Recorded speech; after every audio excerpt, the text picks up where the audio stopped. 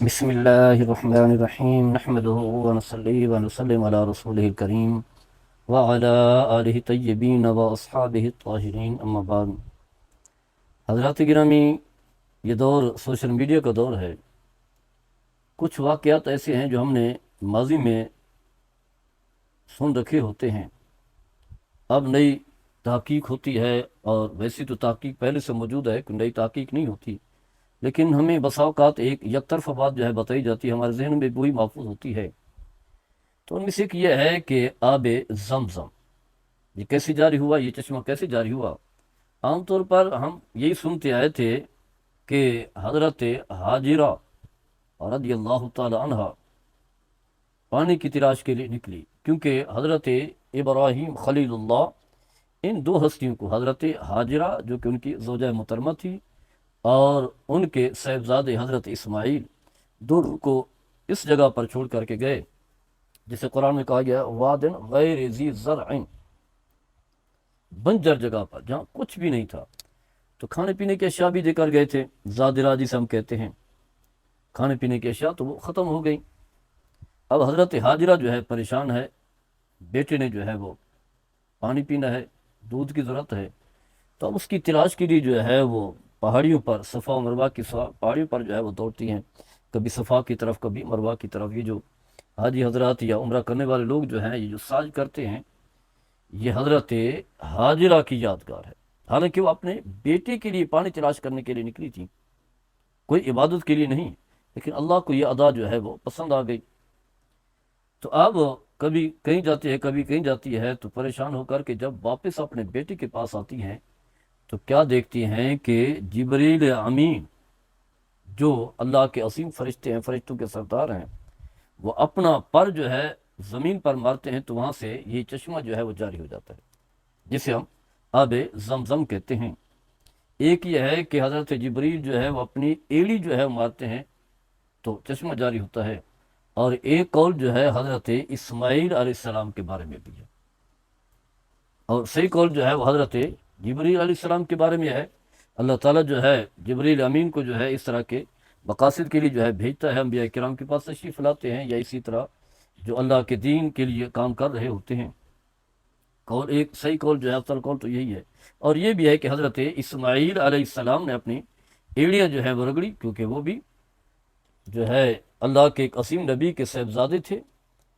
تو اللہ تعالیٰ اپنی قدرت کی نشانیاں بھی دکھاتا ہے، اور پھر یہ بھی دکھاتا ہے کہ اگرچہ وہ بچے ہیں، عام طور پر لوگ کہتے ہیں کہ وہ تو بچہ تھا، تو ان کی وجہ سے کیسے ہوا؟ تو بچہ ہو یا کوئی بھی ہو، اللہ تعالیٰ کی قدرت کی نشانی ہے۔ جیسے حضرت یوسف علیہ السلام پر الزام لگا تو بچے نے جو ہے وہ گواہی دی، ان کی پاک دامنی کی، حالانکہ وہ تو بچہ ہے۔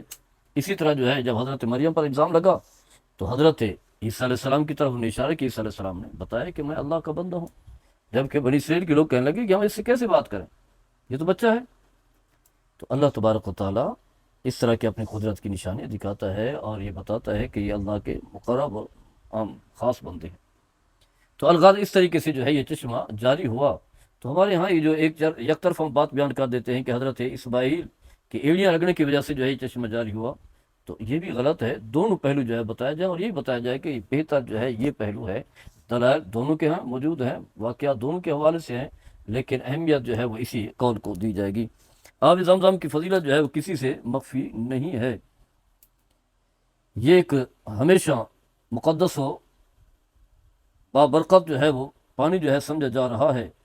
اور پھر میرے آقا صلی اللہ تعالیٰ علیہ وسلم نے یہ بھی فرمایا کہ اگر حضرت حاجرہ جو ہے اس پانی کو نہ روکتی تو یہ چشمہ جو ہے پوری دنیا میں جو ہے پہنچ جاتا، یعنی پانی جو ہے پوری دنیا میں پہنچ جاتا۔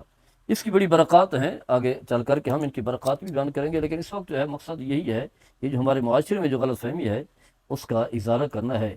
اور یہ بات یاد رکھیں، علماء کو بھی چاہیے کہ صحیح سی باتیں جو ہے لوگوں تک پہنچائیں، صحیح واقعات بتائیں، کیونکہ اب دوسرا فریق جو ہے دوسرا پہلو بھی بتاتا ہے تو لوگ پھر وہ تذبذب کا شکار ہو جاتے ہیں، پریشان ہو جاتے ہیں۔ جیسے کہ ہم سنتے آئے تھے، ایک واقعہ سنتے تھے کہ ایک جو ہے بوڑھی عورت تھی، نبی کریم صلی اللہ علیہ وسلم کے اوپر جو ہے کوڑا پھینکا کرتی تھی، تو اب علماء نے کہا کہ نہیں، اس طرح کا ہو ہی نہیں سکتا، ناممکن ہے، اور اس طرح کا کوئی واقع نہیں، یہ فرضی باتیں ہیں، اور بڑے بڑے علماء جو ہے بیان کرتے تھے۔